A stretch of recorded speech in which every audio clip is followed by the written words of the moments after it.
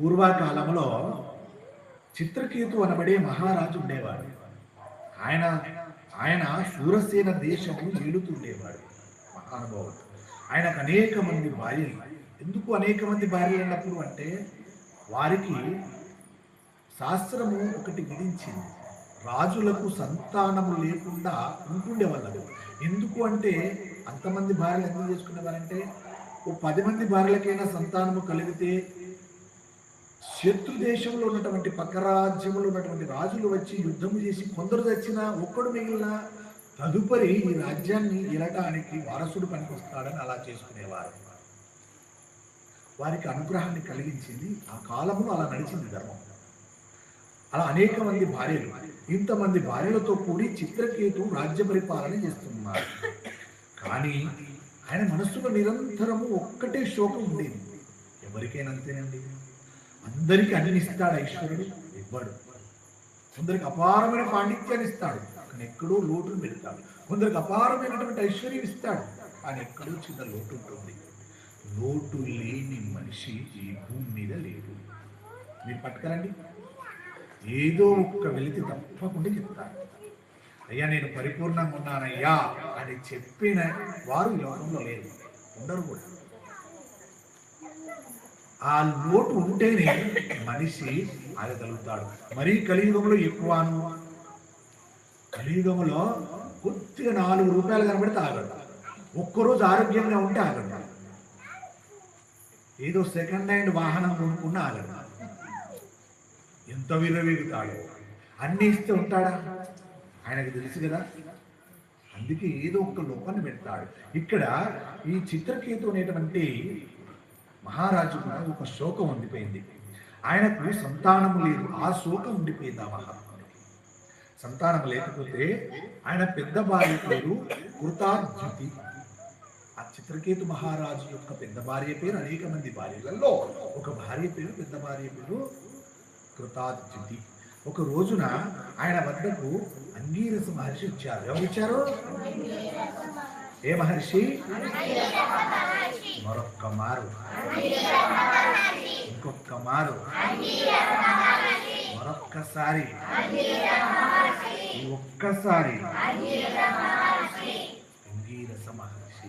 సంధ్యా ప్రదోష కాలం.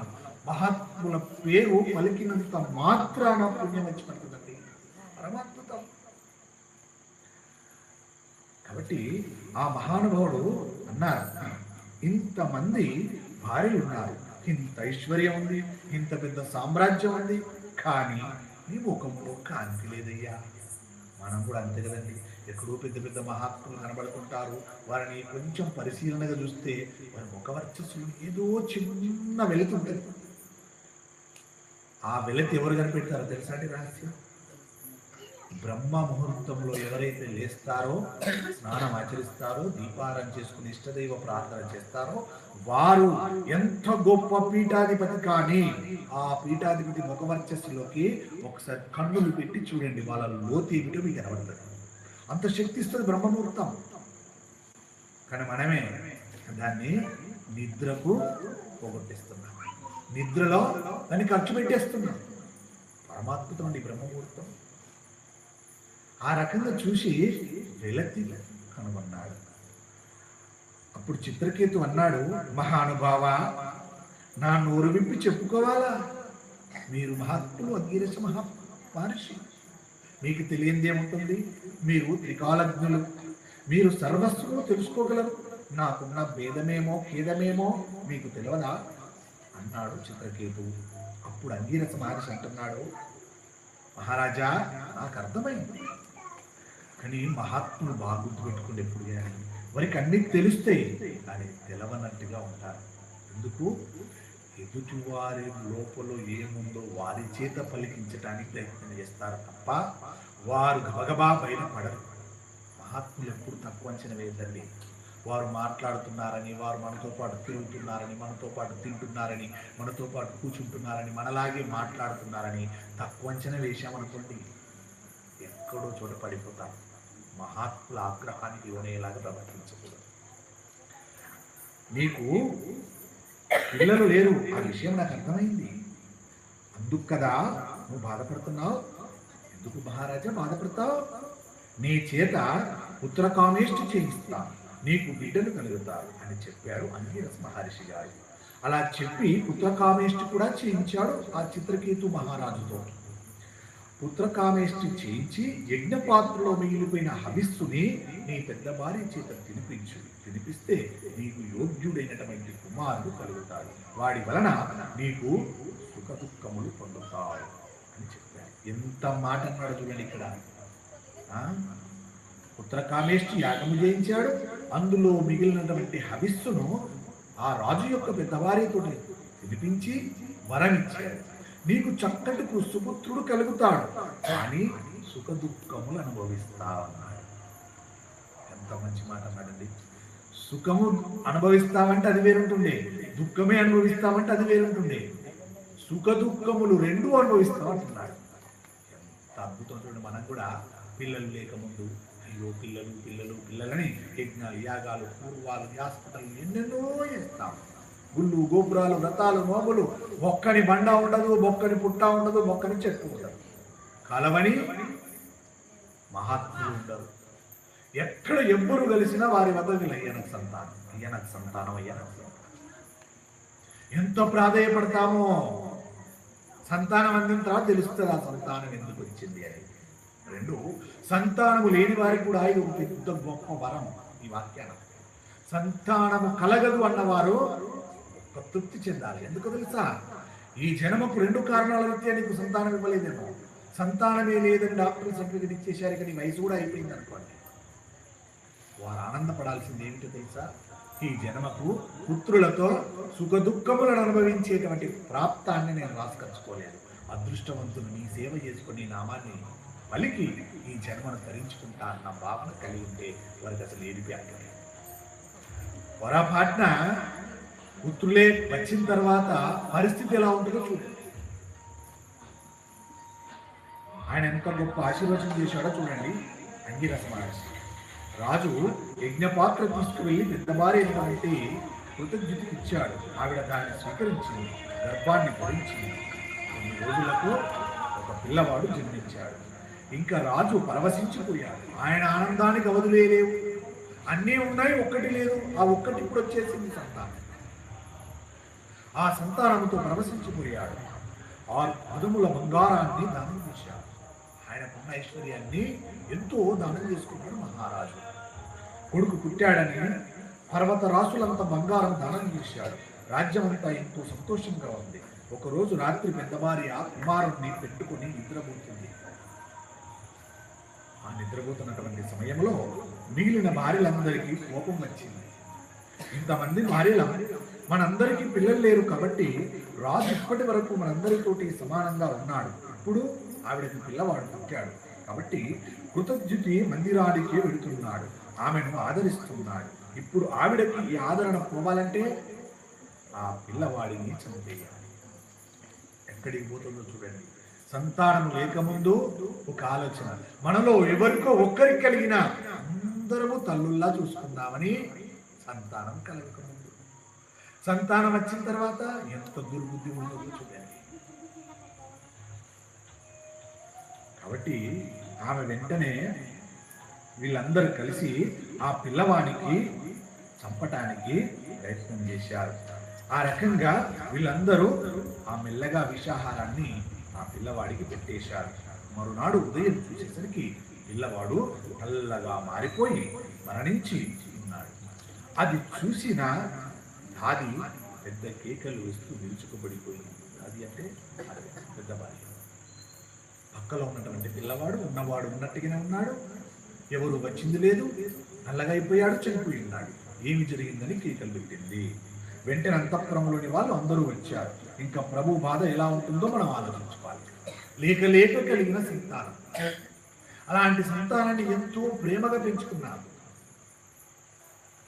పెంచుకున్నటువంటి సంతానాన్ని, అల్లారు ముద్దుగా పెంచుకున్న సంతానాన్ని పెంచుకోవడం అంటే 6 నెలలు గడిచినా, సంవత్సరము గడిచినా, 3 ఏళ్ళు గడిచినా, 5 ఏళ్ళు గడిచినా, 6 నెలలే గడిచింది అనుకోండి.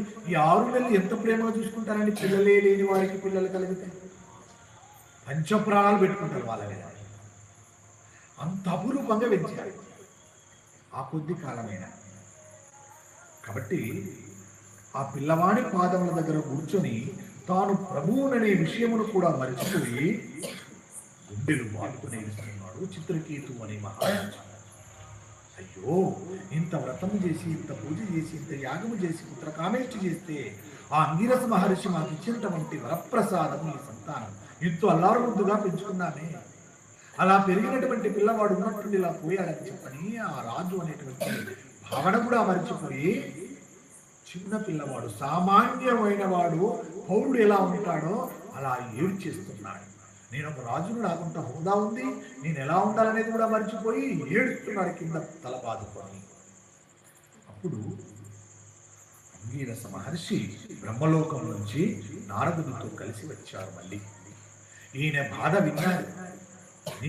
వస్తారండి మహాత్ములు, తప్పకుండా వస్తారు. ఈ కాలంలో మనకు కనబడరు కానీ ఎవరి రూపంలో కనబడుతుంటారు, ఖచ్చితంగా వస్తారు. మీరు కూడా ఎన్నో సందర్భాల్లో చూసుంటారు. మీరు నామాన్ని పలుకుతుండగా ఏదో రూపంలో మీకు ఎక్కడో ఒక చోట అది మీకు కనబడదా, రాముడు ఉన్నాడు, ఈ కోణంలో మాకు ఇది చేసి పెట్టాడు, మీరు ఊహించలేదే, పని అయితే అనుకుంటారు. అలా ఆ చిత్రకేతు మహారాజు యొక్క ఆర్తిని విని అంగీరస మహర్షి నారద మహర్షితో కలిసి వచ్చాడు. ఇక్కడ మరొక విషయాన్ని గమనించాలి. ఎలాంటి వాళ్ళతో అలాంటి వాళ్ళు కలిసి చేరుతారు. అందుకే అన్నారు కదా, సత్సంగత్వే నిస్సంగత్వం, నిస్సంగత్వే నిర్మోహత్వం, నిర్మోహత్వే నిశ్చలతత్వం, నిశ్చలతత్వే. ఎవరితో చేరితే వారి గుణములు అలవాటుతాయి.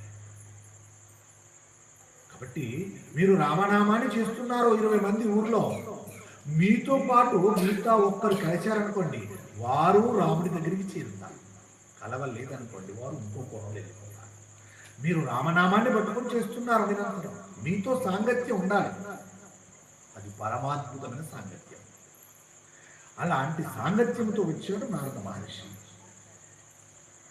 అందుకని నారద మహర్షితో కలిసి వచ్చారు. వారు వచ్చేసరికి రాజు ఏడుస్తూ కింద పడి బొర్లుతున్నాడు. ఎవరి వలన కొడుకు పుట్టాడో ఆ అంగిరస మహర్షిని మరిచిపోయాడు ఈ చిత్రకేతు మహారాజు. అంతే కదండి, మనం అంతే కదండి. ఆ వ్యామోహంలో పడి మర్చిపోతుంటాం. వచ్చిన వాళ్ళెవరో అనుకున్నాడు. కొడుకు శవం అక్కడే ఉంది. అప్పుడు అంగీరస మహర్షి మాట్లాడుతున్నాడు. రాజా, నువ్వు ఎందుకు ఏడుస్తున్నావు అని అడిగాడు. ఈ ప్రశ్న విని రాజు చిత్రకేతు ఆశ్చర్యపోయాడు. కొడుకు చచ్చిపోయినందుకు ఏడుస్తున్నాను అన్నాడు. నా కుమారుడు లేక లేక కలిగాడు, అలాంటి పుత్రుడు చనిపోయి ఉన్నాడు, అందుకు ఏడుస్తున్నాను అన్నాడు. అప్పుడు అంగీరస మహర్షి అన్నాడు, నువ్విప్పుడు నా కొడుకని ఏడుస్తున్నావు కదా, నేను ఇంతకు పూర్వము నీకు కొడుకు పుట్టడం కోసం నీ చేత యజ్ఞం చేయించాను. అప్పుడు నీకు కొడుకు లేడు కదా, ఈ కొడుకు తర్వాత వచ్చాడు కదా, ఇంతకు ముందు నీకు కొడుకు లేనప్పుడు నీవు సుఖంగా ఉండేవాడి, ఒక్క సంతానము లేదన్న బాధే తప్ప అంతా బాగుండేది. కానీ ఈ కొడుకు మధ్యలో వచ్చాడు, మధ్యలో వెళ్ళిపోయాడు, మధ్యలో వచ్చాడు, మధ్యలో వెళ్ళిపోయాడు. వెళ్ళిపోతే నువ్వే వెళ్ళిపోయినంత బాధపడుతున్నావేమిటి అని అంగీరస మహర్షి అడుగుతున్నాడు మహారాజు. చిత్రకేతు మహారాజా, మనుష్యుల జీవితములు ఎలా ఉంటాయో తెలుసా? నీకు ఒక మాట చెబుతాను విను. మనుష్యుల జీవితాలు ఎలా ఉంటాయో చెబుతా విను అని అంగీరస మహర్షి చెబుతున్నారు. నీకు ఒక విషయం చెప్తున్నాను మహారాజా, విను. ఈ శరీరం అనేకమైనటువంటి అనుబంధములను పెట్టుకుంటారు. ఎన్ని అనుబంధాలండి? అనుబంధాలంటే ఏమిటి? బంధుత్వాలు. నా కొడుకని ఒకరు, నా భర్త అనొకరు, నా తండ్రి అనొకరు, నా అన్న అనొకరు, నా తమ్ముడు అనొకరు, నా చెల్లి అనొకరు, నా అక్క అనొకరు, నా పెదనాన్న అనొకరు, ఒకరు బావ, ఒకరు మరదలు, స్నేహితులు, ఇలాంటి పేర్లతో ఎంతో మందితో అనుబంధాన్ని ఏర్పరచుకుంటాం మనం. ఆ అనుబంధంలో అసలు దేనితో అనుబంధం పెట్టుకున్నారో అది విష్ణు మాయ. అది ఉండేది కాదు, కానీ లోపల ఉన్నది ఎప్పుడు ఉండేది. ఇది ఒకనాడు వెళ్ళిపోతే శరీరం పడిపోతుంది. ఏంటది? ఆత్మ. ఎంత గొప్ప పట్టుకున్నారండి. ఆత్మ ఎప్పుడు ఉంటుంది. నాకు 100 మంది బంధుత్వంలో బంధాలతో ఇచ్చాడు. అపురూపంగా చూసుకుంటున్నారు నన్ను అందరూ ప్రేమగా. 5 ఏళ్ళు వచ్చాయి నాకు. ఈ 5 ఏళ్లలో నా బంధువులు, నా స్నేహితులు, ఇంకా కొంచెం ఊర్లో మంచి పేరున్న వాళ్ళు ఇంట్లో పుట్టారనుకోండి, ఊరంతా కూడా నన్ను గొప్పగా చూసుకుంటారు. నేను కనబడితే చాలా వాళ్ళ ఆత్మ పొంగిపోతుంటుంది. నాతో అనుబంధాన్ని ఏర్పరచుకున్నారు. మధ్యలో వచ్చాను, మధ్యలో వెళ్ళిపోతాను. మీ ఆత్మ ఎప్పుడు ఉండేది. దాన్ని ఎవరితో సాంగత్యాన్ని ఏర్పరచుకోవాలి? నిరంతరము శాశ్వతమైనటువంటి పరమాత్మతో సాంగత్యాన్ని ఏర్పరచుకున్నావా? అది రామనామంతో ఏర్పరచుకున్నావా? రామనామం ఒకనాడు నిన్ను వదిలిపోతుందా? నాతో పెట్టుకుంటే ఒకరోజు వెళ్ళిపోతాను. అదే నాతో అంటే విషయం బంధుత్వం. ఏ బంధమైనా కావచ్చు, కొడుకులే కావచ్చు, బిడ్డలే కావచ్చు, అన్నలు కావచ్చు, తమ్ములు కావచ్చు, ఎవరైనా కావచ్చు, బంధంతో పెట్టుకున్నాను సాంగత్యాన్ని. అపరూపమైనటువంటి ప్రేమను పెద్ద అభిప్రాయాన్ని పెట్టుకున్నారు వారి మీద. అనురాగాన్ని ఏర్పరచుకున్నాను. శాశ్వతమా? ఉంటుందా? ఉండదు. నీతో ఎంత ప్రేమగా ఉన్నా, ఏనాడు నేను తిట్టకుండా కొట్టకుండా నిన్ను చూసుకున్నా, ఒక రోజు వస్తే వెళ్ళిపోక తప్పదు కదా. దానికోసం నువ్వు ఎంత ప్రాకులాడాలి? ఏ బంధమైనా కానివ్వండి, ఒక బంధాన్ని పట్టుకోండి. ఆ బంధానికి నువ్వు ఎంత చేసి ఉండాలి? సేవ. ఎంతో సేవ చేస్తావు. ఉదాహరణ, ఒక కొడుకునే తీసుకోండి, ఒక కూతురునే తీసుకోండి. ఆ కొడుకో కూతురుకో ఎన్ని సేవలు చేస్తే వారు పెరిగి పెద్దవారు అవుతారు. పెద్దవారు అయ్యారు, వివాహం చేశావు, నిన్ను వదిలిపెట్టి పోవాల్సింది కదా. కొడుకైనా కూతురైనా, కూతురైతే మరో ఇంటికి ఇల్లాలి వెళ్ళిపోతుంది, కొడుకైతే అమ్మా నాకు అక్కడుంది జీవనోపాధి, వెళ్ళొస్తానమ్మా అని గౌరవంగా వెళ్ళిపోతాడు. చివరికి ఏమి మిగిలావు? ఒక్కడివి మిగిలావు. ఎక్కడ ప్రారంభం చేశావు భార్యాభర్తలు ఒకటయ్యి, మళ్ళీ వాళ్ళే మిగిలిపోతారు ఇద్దరు. ఇంకా కొంతకాలం ముందుకెళ్తే భార్య భర్త ముందుకెళ్ళి పక్కకి జరిగిపోతే ఒక్కరే ఉంటారు. మళ్ళీ ఎక్కడ ఒక్కరిగా పుట్టావో ఒక్కరిగానే మిగిలిపోయే పురుషుడైనా స్త్రీయైనా. అశాశ్వతమని తెలిసి వారితో సాంగత్యాన్ని ఏర్పరచుకున్నావు. అంత సాంగత్యాన్ని కొంతైనా నీ ఇష్ట దైవముతో ఏర్పరచుకోనుంటే ఇవ్వాలని ఒంటరివైతావా? నామముతో ఏర్పరిచి చేసుకుంటే నీ యొక్క అనుబంధాన్ని ఇవాళ నీ పిల్లలు దూరమైనా, భర్తకు భార్య దూరమైనా, భార్యకు భర్తే దూరమైనా, ఒక సందర్భం వచ్చినప్పుడు నువ్వు ఒంటరిగా కాలేవు. నామం నిత్య శాశ్వతం, నామస్మరణ నిత్య శాశ్వతం. దాంతో సాంగత్యాన్ని పెట్టుకొని చెబుతున్నారు. సాంగత్యం అందులో ఉండాలి. అశాశ్వతమైన బంధాలను నిర్మించేటువంటి కొద్దిపాటి ప్రేమ, కొద్దిపాటి సాంగత్యాన్ని నామం మీద పెట్టుకో. ఆ నామం నేను ఒంటరి చేయలేదు. దానికి ఏ సేవ అక్కర్లేదు. ఏమన్నా సేవ చేయండి దానికి? బట్టలు కొనన్నా? దానికి చదువు చెప్పియాలా? దాన్ని తిడుతుందా మనల్ని? నామం తిడుతుందా మనల్ని? నాకు ఇవాళ మంచి బట్టలు కొనివ్వలేదు, నాకు మంచి అన్నం పెట్టలేదు, నాకు మంచి భోజనం పెట్టలేదు, నాకు మంచిది ఏమి ఇవ్వలేదు అని తిడుతుందా నామం? తిట్టాడు.